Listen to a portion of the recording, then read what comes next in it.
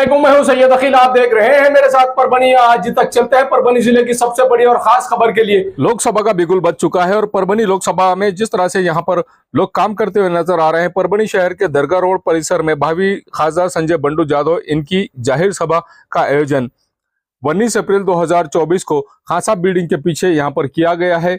और यहाँ पर जिस तरह से आयोजन किया गया था, इस जगह पर परभनी जिला राष्ट्रवादी कांग्रेस अल्पसंख्यक विभाग की जानिब से ये प्रोग्राम रखा गया था, जिसमें चुनाव की जानकारी जिस तरह से मुस्लिम समाज को देना है, उसी के चलते यहाँ पर जानकारी देने के लिए ही ये सब कुछ किया गया है।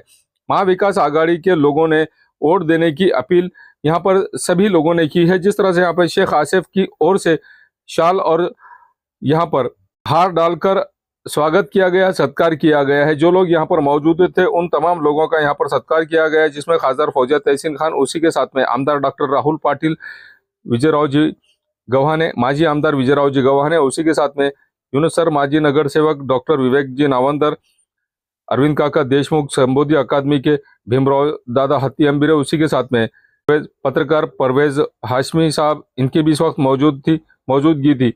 रहमान खान, समराम जामकर, मुजम्मिल, इस कार्यक्रम में जिस तरह से ये लोग आए और यहाँ पर आने के बाद में इस कार्यक्रम को पूरी तरह से कामयाब किया गया है। खासदार फौजिया तहसीन खान, उसी के साथ में भीमराव जी हत्ती अंबिरे, माजी आमदार विजयराव जी गव्हाणे, उसी के साथ में पत्रकार परवेज हाशमी, इन्होंने जिस तरह से अपने भाषण किए हैं और इनके भाषण में जिस तरह से आपको बात देखने को मिलती है कि तमाम लोगों ने सिर्फ एक ही इन लोगों का मकसद था कि पूरी तरह से ये प्रोग्राम मुस्लिम एरिया में लिया गया और मुस्लिम एरिया में सिर्फ यही मैसेज देना है कि खासदार संजय बंडू जादव इन्हें एनी हाउ मुस्लिम समाज के लोगों ने मतदान करना चाहिए। आने वाले 26 अप्रैल 2024 को जो मतदान करना है, मुस्लिम समाज के लोगों ने कसीर तादाद में खासदार संजय बंडू जादव इनके मशाल इस निशानी पर ही वोट करना है। ऐसा भी इस वक्त आह्वान इन तमाम नेताओं की जानिब से किया गया है। और देश के प्रधानमंत्री नरेंद्र मोदी जब यहाँ पर 20 अप्रैल 2024 को आने वाले हैं, उससे पहले ही ये सभा ली गई और ये सभा में जिस तरह से यहाँ पर इस सभा को कामयाब किया गया है, इस सभा का आयोजन शेख आसिफ शेख साबिर, उसी के साथ में यहाँ पर अली चाउस, साथ में इन्हीं के साथ में जिस तरह से रिजवान खान और उसी के साथ आसिफ खान, इन तमाम लोगों ने, इन तमाम दोस्तों ने मिलकर इस प्रोग्राम का आयोजन किया गया था। और इन तमाम लोगों ने जिस तरह से यहाँ पर दरगाह रोड के खान साहब के बिल्डिंग के पीछे के एरिया में मैदान में जिस तरह से यहाँ पे एक जाहिर सभा का आयोजन, यहाँ पर खासदार संजय बंडू जादव इनकी जाहिर सभा का आयोजन किया गया था। इस सभा में सिर्फ और सिर्फ एक ही मैसेज दिया गया है कि चाहे कुछ भी हो, खासदार संजय जादव इन्हें मतदान करना है और मुस्लिम समाज के तमाम लोगों ने खासदार संजय बंडू जादव इन्हें ही मतदान करना है। यही मैसेज यहाँ पर दिया गया था तमाम लोगों की जानिब से। खासदार फौजिया तहसीन खान, इनका भी इस वक्त भाषण हुआ है और इनके भाषण से पहले भीमराव जी हत्ती अंबिरे, इन्होंने जो मैसेज दिया है कि संविधान को खतरा जिस तरह से है देश भर में, तो मुस्लिम समाज और बौद्ध समाज दो समाजों ने मिलकर संविधान को बचाने की कोशिश करनी चाहिए और दोनों भी समाजों ने संविधान को बचाने के लिए आगे आना चाहिए। यही मैसेज भीमराव जी हत्ती अंबिरे इनकी जानिब से दिया गया है। शरद चंद्र जी पवार, इनके राष्ट्रवादी कांग्रेस में जो लोग जाने वाले हैं, उनके बारे में भी भीमराव जी हत्ती अंबिरे इन्होंने मैसेज दिया है। हम आपको ये पूरी क्लिप सुना रहे हैं, पूरी बातें सुना रहे हैं कि किस तरह से तमाम वक्ताओं ने ये बात कही है। ये जानते हैं।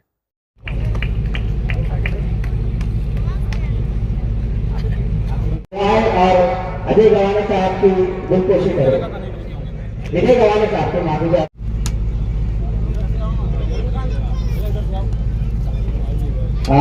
मैं अली चौस साहब से गुजारिश करता हूँ,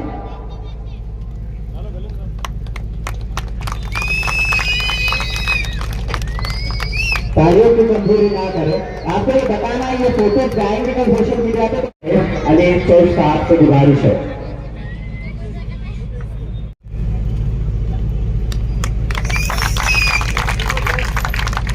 इधर देखो भाई।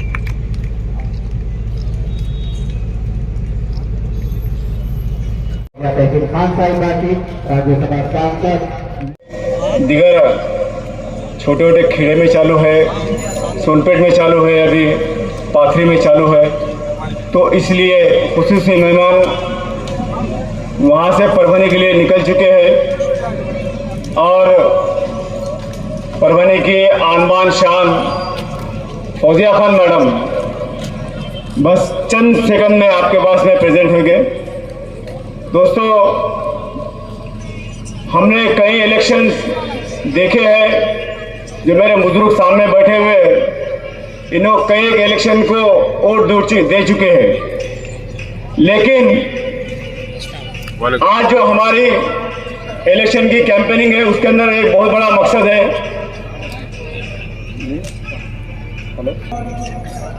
आने वाले वक्त में क्या है ये आज समझना हमको बहुत जरूरी है, क्योंकि इस फितनों भरी दुनिया में कोई किसी के बारे में नहीं सोच रहा, और आज हमारे देश के ऊपर कुछ ऐसे फसादात खड़े हो गए हैं कि एक वक्त हुआ हमारे उलमाओं ने, हमारे आबो आजाद ने इस देश को आजाद करने के लिए कई कुर्बानियां दी है, और उन हजारों कुर्बानियों के बाद अंग्रेजों के पास से ये हमारा मुल्क आजाद हुआ। हमने बड़े जोर शोर से लाल किले पे हमारी आजादी का जश्न मनाया है, लेकिन साथियों, उस दौर के बाद में हिंदू, मुस्लिम, सिख, ईसाई हम सब हैं भाई भाई। इस भाईचारे का संदेश लेकर आज हम इस भारतवर्ष में आजादी से जी रहे हैं दोस्तों। लेकिन 2024 के बाद में अगर हमने जो बाबा साहब अम्बेडकर ने एक हमको ताकत दी है, वोट के जरिए से हम किसी की भी सत्ता बदल सकते हैं। छोटे से छोटा मजदूर हो या मिडिल क्लास का कोई ऑफिसर हो या हायर एजुकेशन वाला कोई ऑफिसर हो, ये सभी को जो है हक दिया गया है, वोटिंग का हक। हम अपनी सरकार अपने हिसाब से चुने, जो गरीबों को लेकर चलेगा,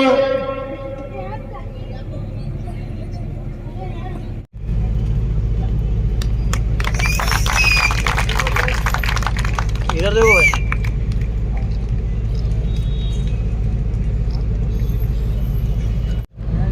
मिस्टर तहसील खान साहेब व्यासपीठावर उपस्थित असलेले राष्ट्रवादीचे ज्येष्ठ नेते आणि जिल्हा प्रमुख आदरणीय गव्हाणे साहेब, उपस्थित असलेले आमचे संतोषजी बोबडे, सर्व महाविकास आघाडीचे नेते मंडळी, समोर उपस्थित असलेले सर्व इस वार्ड के सभी नागरिकों का इस मंच पे से स्वागत करता हूं। ये चुनाव सबसे अलग चुनाव होने वाला है। ये जो महाविकास आघाड़ी स्थापन हुई है, इसमें राष्ट्रवादी भी है, कांग्रेस भी है और शिवसेना भी है। तो आज तक ऐसा कॉम्बिनेशन आपके सामने कभी आया नहीं था, और ये अभी महाविकास आघाड़ी ये भाजपा वालों के ऊपर बहुत भारी पड़ने वाली है। और अब की बार तीसरी बार बंधु यादव परभणी के खासदार, ये अपना नारा होना चाहिए। जिस तरीके का ये शहर का विकास महाविकास आघाड़ी की तरफ से हुआ है, और इसमें इसको रोकने का काम किसने किया है? तो भाजपा वाले ने किया है। आपने देखा होगा कि परभणी के रस्तों के लिए भी 100 करोड़ रुपए मंजूर किए थे जब उद्धव साहब मुख्यमंत्री थे। ये दरगाह रोड भी उसमें है, इसका भी भूमि पूजन जब उद्धव साहब मुख्यमंत्री थे जब हुआ था, लेकिन उसको भी रोकने का काम किसने किया है? तो भाजपा ने किया है। मैं खुद हाईकोर्ट गया था, और हाईकोर्ट की तरफ से इस रोड के ऊपर का जो निधि है उसके ऊपर जो स्थगिति लाई मैंने, और वो फंड दूसरी तरफ आप ट्रांसफर नहीं कर सकते, आपको बनाना है तो यही रोड बनाना है, इस तरह का आदेश हाईकोर्ट ने दिया। और इस वजह से रोड का काम आगे आने वाले समय में शुरू हो जाएगा। महाविकास आघाड़ी की तरफ से परभणी के विकास में कोई कमतरता नहीं हुई वाली है। आज तक एक नहीं तो दो मेडिकल कॉलेज परभणी में स्थापन होने वाले। परभणी का जो भी विकास हुआ है तो महाविकास आघाड़ी के माध्यम से ही होने वाला, ये हम सब भूल नहीं सकेंगे। और जिस तरह का राजकारण भाजपा कर रही है, 2014 में जब ये सरकार सत्ता में आई थी तो क्या बोल के आई थी 15 लाख रुपए हर एक अकाउंट में हम जमा करेंगे। हर साल 2 करोड़ बेरोजगार युवकों को रोजगार देंगे। अगर आज ये सत्य होता, सही होता, तो आज उनको 10 साल हुए वाले शासन कर रहे हैं। हर साल अगर 2 करोड़ लोगों को नौकरी देते तो 24 करोड़ युवकों को आज तक नौकरी मिलती।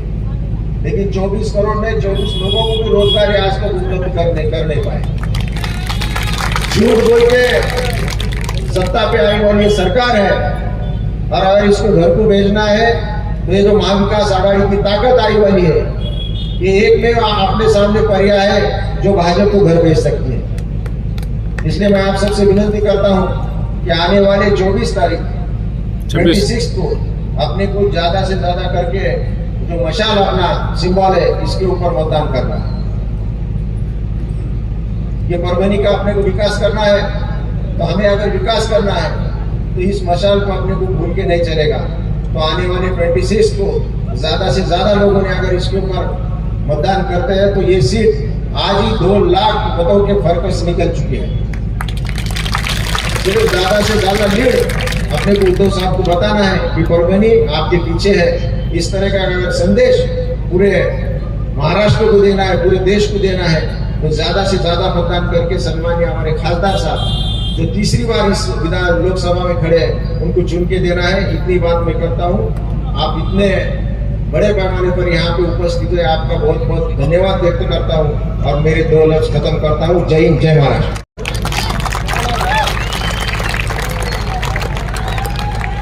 क्योंकि सबसे ज्यादा तकलीफ जय भीम वालों को है और भीम भाइयों को।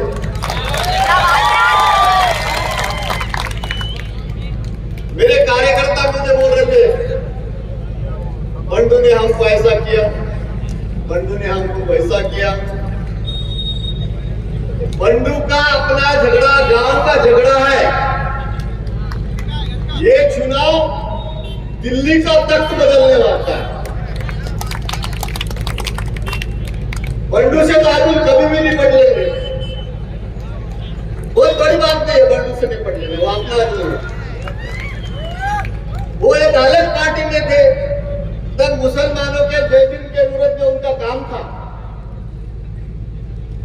मगर इस राज्य के माजी मुख्यमंत्री, शिवसेना के प्रमुख उद्धव जी ठाकरे साहब ने जब शरद पवार साहब के साथ, कांग्रेस के साथ सत्ता मिलकर बनाई, तब अपना झगड़ा खत्म। मोदी को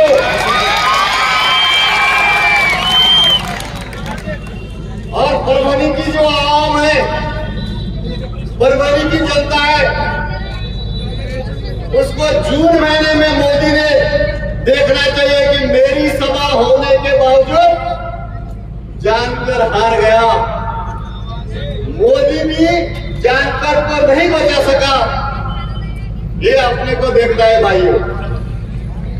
मुझे पता है मुस्लिम भाई सब उम्मीदवारों को देखते हैं, इसका क्या क्या चल रहा, उसका क्या चल रहा, उसका क्या चल रहा। और 25 तारीख के शाम में जो तय होता है, और जब तय होता है तो सारे मुस्लिम भाइयों के वोट एक तरफ जाते हैं।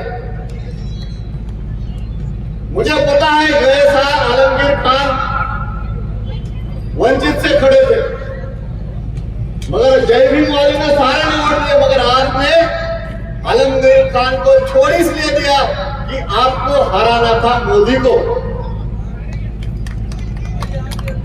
मैं पूरे महाराष्ट्र में हमारे भाइयों को समझ रहा हूं, वंचित आघाड़ी बोले तो बौद्ध लोगों को सत्ता से वंचित रखना, इसका नाम है वंचित आघाड़ी।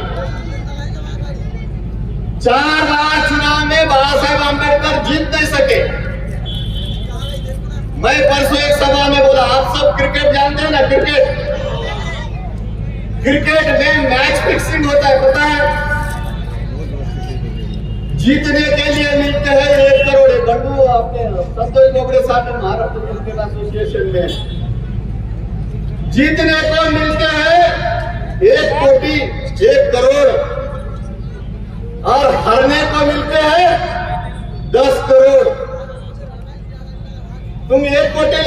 10 करोड़ लेंगे।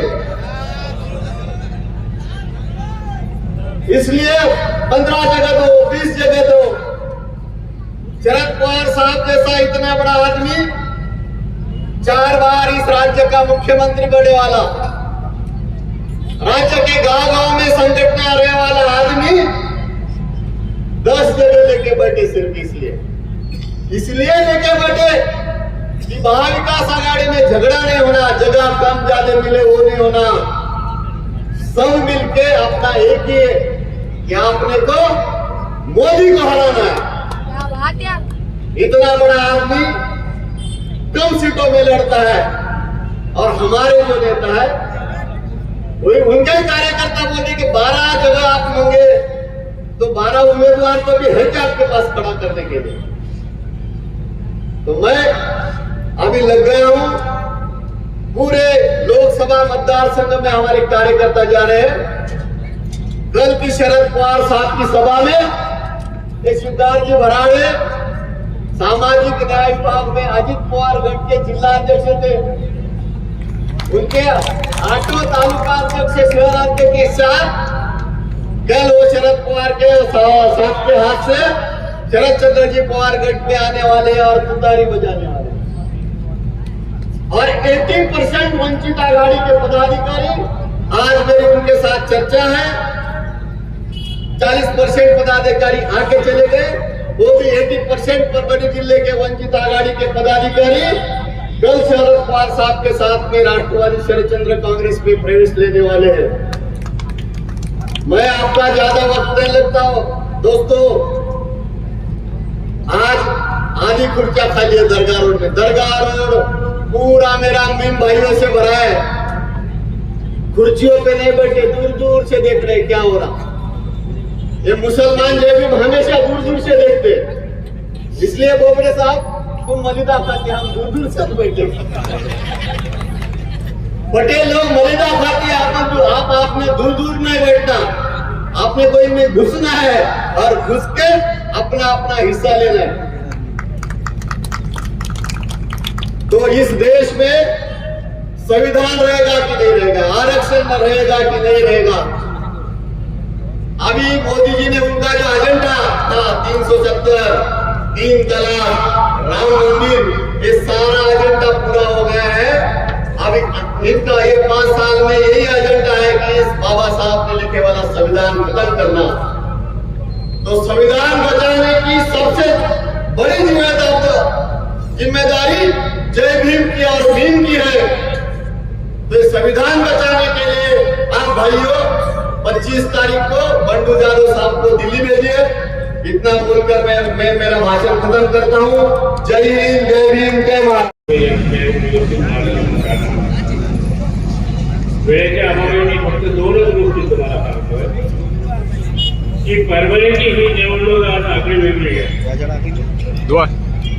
आज मी पाहतोय पहिली परभणीची 2 निवडणुकीनंतर 3री निवडणुकीची सभा पाहतोय जिथं खानच्या बाजूला धनुष्यबाणाची भगवा बसला। स्टेप पे आगले ना, स्टेप पे आगले ना। या निवडणुकीमध्ये खान आणि बाण गेलेला आहे। खानही निवडणुकीत नाही आणि बाणही निवडणुकीत नाही। ही निवडणूक शरद पवारांच्या केलेल्या महत्वाच्या निर्णयामुळे आज या देशामध्ये सर्व समाज, महाराष्ट्रामध्ये मराठा, मुसलमान, दलित, ओबीसी, बाकीचे सर्व एकत्र येऊन एकच नारा चालणार, मोदी हटाव, याच्याशिवाय दुसरा कोणताही नारा महाराष्ट्रामध्ये चालू नाही। आणि उद्धव ठाकरे एकच बोलताय, हे तुमचं आमचं महाराष्ट्र भाग्याचा दिवस आहे की उद्धव ठाकरे बोलतात इस बार मोदी तडीपार।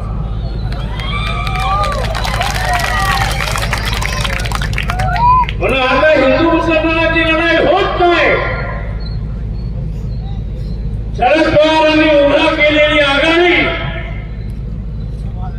ही महाराष्ट्र पुन्हा एकदा एकजुटीनं शिवाजी महाराज आणि बाबासाहेब आंबेडकरांच्या विचाराने शंकराचार्याच्या पेशवाईच्या बाजून दोन येऊन पुन्हा तो समाजचा महाराष्ट्र उभा करण्याचा मोठा प्रयत्न या महाराष्ट्रामध्ये शरद पवारांनी केला आहे. कालच रात्रीला आम्ही ईद मेळाव्याच्या कार्यक्रमाला होतो. मॅडम फौजिया खान आम्ही दोघं जण तिथं होतो आणि त्या याच्यामध्ये राम मंदिराच्या मिरवणुका चालू होत्या. मॅडम आम्ही राम मंदिराचं दर्शन घेतलं आणि नंतर सभेला सुरुवात केली. म्हणजे खरा भारत कोणता तर या देशामध्ये महात्मा गांधीने एकच भजन दिलंय तुम्हाला, रघुपती राघव राजा राम पतित पावन सीताराम अल्लाह अकबर तोरे नाम सबको सम्मती दे भगवान. हा देश मुस्लिम हिंदू यांचा एकत्र जाते आणि जे संघर्षाचं राजकारण देवेंद्र फडणवीस सारख्या पेशवाईला या महाराष्ट्र विभागला होता. मुसलमान हिंदू मध्ये दंगल घडवले होते आणि त्याच्या नावाखाली महाराष्ट्र विभागला गेला. आंबेडकरांच्या नामांतराच्या नावाखाली मराठा आणि दलितांमध्ये संघर्ष होऊन महाराष्ट्र विभागला गेला. आता या निवडणुकीमध्ये मुस्लिमांची आणि हिंदूंची दंगल होऊ शकत नाही म्हणून महाराष्ट्रामध्ये मराठा आणि ओबीसीच्या दंगल घडवण्याचा धंदा या देवेंद्र फडणवीसने सुरू केलेला आहे. पण महाराष्ट्रातली ग्रामीण जनता, महाराष्ट्रातला बहुजन समाज होऊ देणार नाही. एकजुटीनं देवेंद्र फडणवीसचा तडीपार करण्याचा निर्णय खेड्याच्या लोकांनी घेतलेला आहे. फक्त आपल्याला विनंती एकच करायची आहे की पहिली निवडणूक आहे. बंडू जाधव मागच्या वेळेस निवडून आले होते, ते हिंदू मतावर आले होते आणि बंडू जाधव या मध्ये तरी निवडून येणार आहे, ते मुस्लिम मतावर येणार आहे आणि ती शान ते आम्हाला सांभाळायचं आहे. आम्हाला एकजुटीनं हा महाराष्ट्र एका बाजूला उभा करण्याचा जो शरद पवारांनी प्रयत्न केला, जो समाज एकत्र करून संघर्ष करण्याचा प्रयत्न केला, तो समाज एकत्र ठेवून ही निवडणुकीमध्ये खऱ्या अर्थाने महाराष्ट्र हा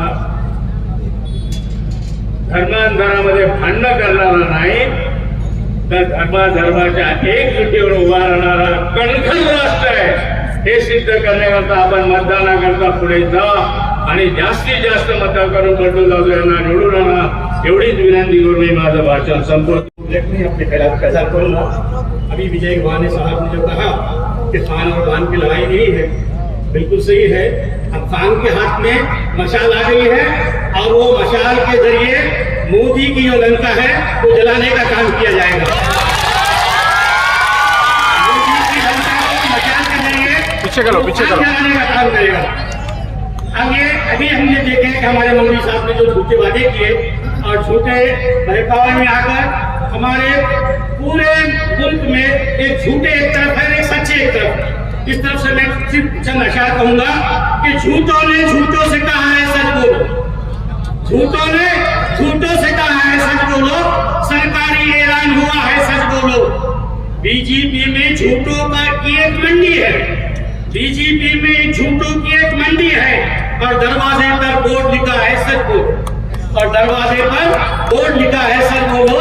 मोदी जी ने जो हमारे पास तोड़-फोड़ की सियासत शुरू की है और हमारे आमदारों को और खासदारों को एक तो ईडी के जरिए दहशत निर्माण करने के बाद या फिर उनको लालच देकर जो उनको फोड़ने की सियासत की है, हमारे पास की महाराष्ट्र हुकूमत को उन्होंने जो खत्म किया है, मैं ये कहूँगा उनकी नजर से कि हाकिम वक्त उतर आया अदाकारी पर, हाकिम वक्त उतर आया अदाकारी पर. लोग मजबूर है जालिम की तरफदारी, लोग मजबूर है जालिम की तरफदारी पर. और ये जो मजलूम जो गए हैं तो उनकी नजर ये शेर कहूंगा कि कुछ तो मजबूरियां रही होगी, कुछ तो मजबूरियां रही होगी.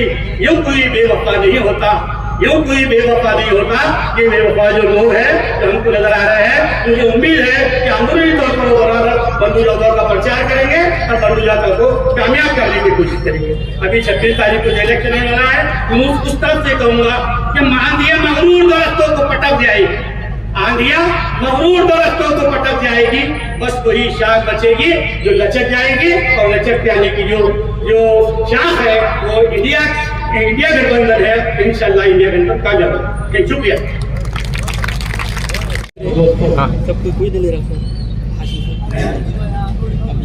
दोस्तों, आज का ये जलसा आपके सामने तमाम मुकर्रीरीन ने अपनी बात पर जो है मसला दिया है। लिहाजा आप तमाम लोगों को 26 तारीख को आने वाले वक्त के जो आपको फैसला लेना है, उस ताल्लुक से आपको बड़े सोच समझ कर जो है इक़दाम करना है। इसलिए किसी शायर ने कहा कि आसूदा जो धारे हैं वो तूफान नहीं, आसूदा जो धारे हैं वो तूफान नहीं बनते, और जो मौत से डरते हैं वो इंसान नहीं बनते। हमको बेखौफ होकर मैदान में आना है। हमको ये बात के लिए सामने आना है कि हमारे साथ जो अभी तक नाइंसाफी हुई है, उन नाइंसाफियों का इजाला करना है। अभी बहुत से मुसलमानों को साथ देना है, दलितों को और को साथ। अरे हमारे 75 साल से आपका साथ दे रहे हैं। हमने किस मकाम पर जो है अपना साथ नहीं दिया, लेकिन हमारे को उसके रिटर्न में क्या मिला मेरे दोस्तों। और जिन लोगों के पास जा सकता है, आज उनके ताल्लुक से यही कहा जा सकता है कि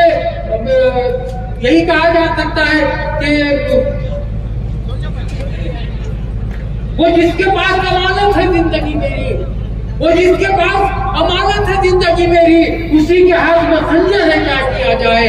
हमारे जो भी मसाइल है, हमारे मसाइल के ताल्लुक से ये मरकजी हुकूमत, ये मोदी हुकूमत कौन से राय से इक़दाम कर रही है। आपने देखा कि आज तक के किसी मुस्लिम नौजवानों को, किसी मुस्लिम बड़े सरमायादारों को आज तक के किसी तरह का कोई इंसाफ नहीं मिला। और आज मेरे दोस्तों जो महाराष्ट्र में जो हालात बने हुए हैं, ये हालात अगर सच मानों में अगर देखा जाए तो ये शरद पवार के मरहूम ने मिलत है। और जब आप देख रहे हैं दूसरे रियासतों में किस तरह के हालात है, भारतीय जनता पार्टी मुसलमानों के साथ किस असलियत का सबूत दे रही है। लेकिन यहाँ शरद पवार साहब ने कांटे से कांटा निकाल कर यहाँ पर वो माहौल पैदा किया, यहाँ पर तमाम अक़लियतों को तहफ़्फ़ुज़ फराहम किया, जिसकी वजह से आप और हम यकीनन जो है बात इत्तेहाद के साथ रह रहे हैं। और वही शरद पवार साहब थे जिन्होंने मराठों को 16% जो रिजर्वेशन दिया, मुसलमानों को 5% रिजर्वेशन दिया। और ये रिजर्वेशन के बाद आप जानते हैं कि हजारों मुस्लिम नौजवान डॉक्टर हुए, इंजीनियर हुए, तमाम उनको जो है फैसिलिटी मिले। लेकिन ये आते के साथ ही फिर से जो है अपना ये करकर जो है यहाँ पर ये कि आज हमारे साथ वही ये किया जा रहा है। और आज जो लोग सच बोल रहे हैं, किसी शायर ने सच कहा है कि सच बोलने वालों को जिस मुलाकात दी उसने, सच बोलने वालों की मुलाकात दी उसने, फिर जुल्म की रुदात भला कौन सुनाए। और मुफ्सिद के इशारों पे मेरा खत्म हुआ है, और कातिल को अदालत पे सजा कौन सुनाए। आज हमारे ताल्लुक से जिस तरह का रवैया अदलिया उनकी तायद में, हर तरफ पुलिस उनके तायद में, अदलिया उनके हर तरफ से जो है हमारे को इस तरह से परेशान किया जाए।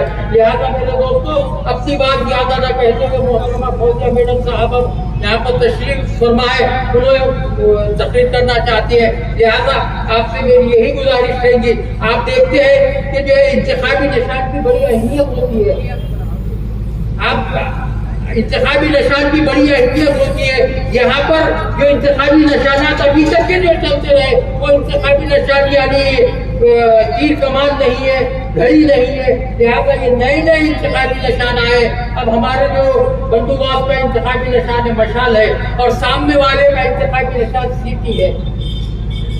मुझे नहीं पता कि ये सीटी उन्होंने किस लिए ली। सीटी के ताल्लुक से मुझे एक वाकया याद आता है कि एक जमदार साहब जो है ट्रैफिक पुलिस जो है खड़े रहकर उन्होंने जो है ट्रैफिक का काम कर रहे थे, तो कोई रॉन्ग साइड से जाने पाए, तो इस तरह से तो एक मोहतरमा जो है अजर उमर की जो बात होता है कि एक्टिवा की चली आ रही है, रॉन्ग साइड आ रही है, तो वो मुसलसल सीटी बजाता रहा वो कि ये जो है रॉन्ग साइड आ रही है, लिहाजा इनको जो बात किया जाए तो दूसरी तरफ से। लेकिन वो जब नहीं मानी तो ये जो है कांस्टेबल साहब जो है मैदान में आया, और आने के बाद जो उस मोहतरमा को कहा कि आप नहीं जानते मैं कितनी देर से सीटी बजा रहा हूँ और आप रुक नहीं रही है। तो वो जो है मोहतरमा ने कहा बेटे अब मेरी उम्र कहाँ है ये सीटियाँ सुनने की है, मेरी उम्र ये सीटियाँ सुनने की नहीं है।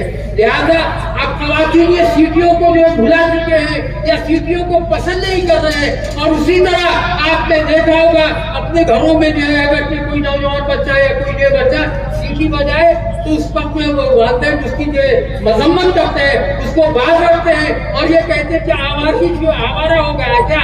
लिहाजा सीटी अलामत है आवारगी की, सीटी अलामत है जो आप लोगों पे माहौल को बिगाड़ने की। लिहाजा इस सिटी से आप खबरदार रहिए, कहीं ऐसा ना हो कि वो सिटी जो है और इस सिटी से जो तमाम लोग इसलिए भी जो है खबरदार है कि ये जो कैंडिडेट आए हैं उनका जो मामला है आपको मालूम होना चाहिए। कहा कि आखिरी वगैरह में हमारे जो मुस्लिम भाईदीन है उन्होंने कहा कि भाई ये सामने वाले को देखो, इसका किरदार देखो, ये फला है चुना है, लेकिन उनको नहीं मालूम कि भारतीय जनता पार्टी की हुकूमत जो अटल बिहारी वाजपेयी की हुकूमत थी वो सिर्फ एक वोट से मेरे दोस्तों गिरी है, एक वोट से। और वो एक वोट था जो सैफुद्दीन साहब का जो कश्मीर के लिए रुकने पार्लियामेंट थे।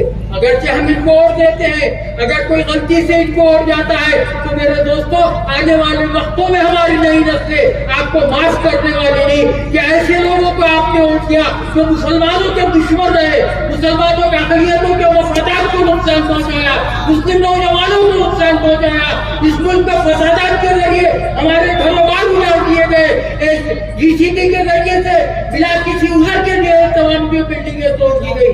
लिहाजा आज वक्त है आपको, और मैं तमाम मुस्लिम नौजवान से गुजारिश करना चाहता हूँ कि आप आने वाले 26 तारीख को जिस तरह से कुछ मामला ऐसे होते हैं कि जो आप पर फर्ज है, जैसा कि आप 5 वक्त की नमाज फर्ज है, आज हमारे पे जो मसाइल उठाए जा रहे हैं, आज हमारे पर जो हालात है मेरे दोस्तों, उन हालात को पेश नजर रखकर आप ये समझिए कि 26 तारीख को वोट देना ये हमारा एक फर्ज रहेगा। उस दिन निकल कर अपने बूढ़े माँ बाप को, अपने भाइयों बहनों को जो 18 साल की उम्र के आगे है, ये आपके लिए जरूर है, वरना ये वक्त चले जाएगा तो आपको चीख चिल्ला कर कुछ नहीं। आपसे कोई शिकायत है, समाज से अगर शिकायत है, आप अगर एफआईआर करने जाते हैं तो पुलिस आपका एफआईआर नहीं ले रही है। लिहाजा आज एक ऐसा वक्त है आपको कोई रोकने वाला नहीं है, आप जाकर बड़ी दीदागिरी के साथ आपके वोट का इस्तेमाल कर सकते हैं और जो है सामने वाले उम्मीदवार को कामयाब कर सकते हैं। आखिर में इन मित्रों के साथ अपनी बात खत्म करूंगा। सर पे ये झूठ की दस्तार रहेगी कब तक, सर पे ये झूठ की दस्तार रहेगी कब तक, ये बता रेत की दीवार रहेगी कब तक।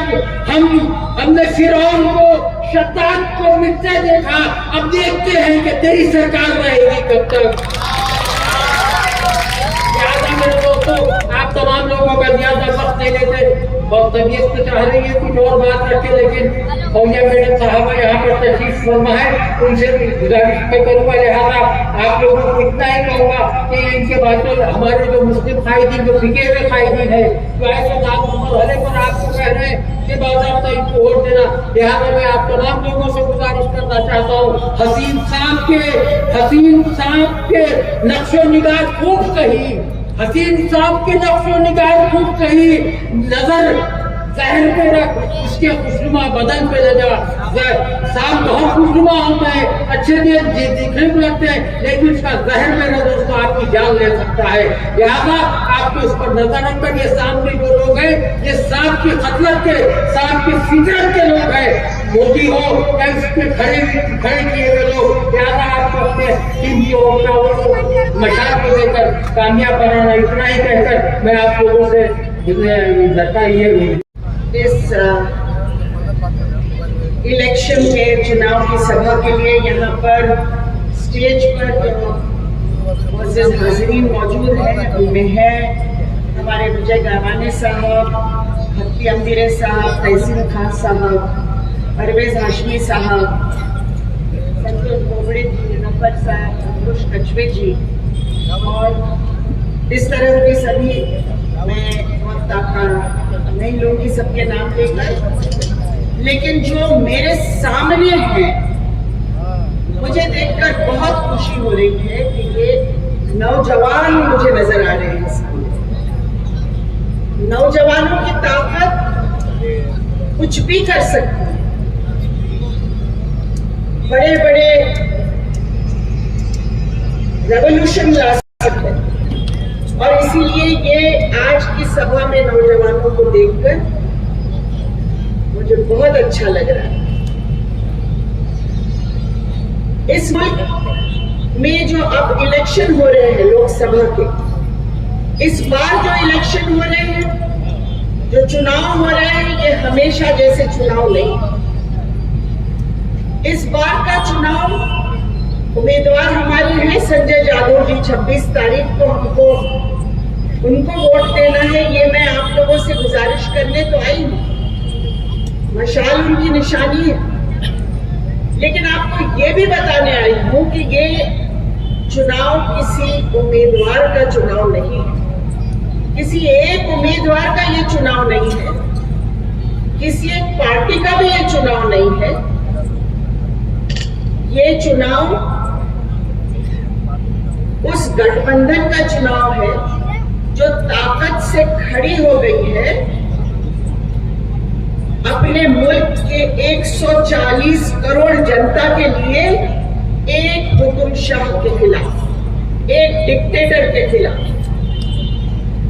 क्योंकि इस मुल्क में हम चाहते क्या है, हम जो देख रहे हैं, हम आजादी चाहते हैं, हम मुक्ति चाहते हैं। हम मुक्ति चाहते हैं, धोखों से मुक्ति, धोखों से मुक्ति, धोखों से मुक्ति। क्योंकि आज धोखे हमारा राज चला रहे हैं, लेकिन धोखे आर नॉट ओके। धोखे आर नॉट ओके। और जो धोखे आ गए हैं बड़े बड़े, धोखे आर नॉट ओके। हम तो आजादी की लड़ाई लड़ रहे हैं। हमको आजादी चाहिए इस मुल्क में जीने के लिए। हमारी कौम चाहती है, क्या है हमारा डिमांड इस मुल्क में?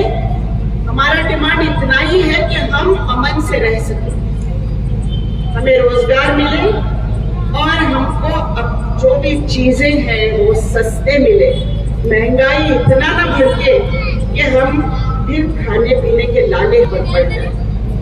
लेकिन दुनिया में आज हम देख रहे हैं, और खासतौर पे अपने मुल्क में देख रहे हैं, इतनी महंगाई बढ़ गई है, आसमान छू रही है महंगाई। और नौजवान आज बेरोजगार है। कहा गया था कि 2 करोड़ रोजगार हर साल देंगे, लेकिन रोजगार नहीं मिला। तो हमें आजादी चाहिए, और वो आजादी चाहिए हमें जुल्म से। जो जुल्म हो रहा है उससे आजादी चाहिए। हमें आजादी चाहिए नाइंसाफी से। हमें आजादी चाहिए कि हम जो चाहे वो खा सके, हम जो पसंद कर सकते हैं वो खाना खा सके, हम जो पहनना चाहते हैं वो पहन सके, हम जो शादी जिससे करना चाहते हैं हम शादी कर सके। आजादी नहीं चाहिए शादी करने की? पलटो पीछे। क्या हुकूमत बोलेंगे आपको? क्या आप फलाने? अरे जो इतना ये गाड़ी क्या उत्तर लेने का भैया, पसंद से नहीं कर सकते, खाली वाला नहीं देने का भैया। अगर ये आजादी हमसे छीनी गई, इबादत करने की आजादी हमसे छीनी गई, मस्जिदों में नमाज पढ़ने की आजादी हमसे छीनी गई, पुलिस वाले नमाजियों को अगर लातों से मारने लगे, तो ये तस्वीर बदलनी हो। और ये तस्वीर बदलने के लिए इन नौजवानों की ताकत उस हुकुमशाह की ताकत से बहुत। इनसे गुजारिश करूं कि वो आए और 2 शब्द कहे।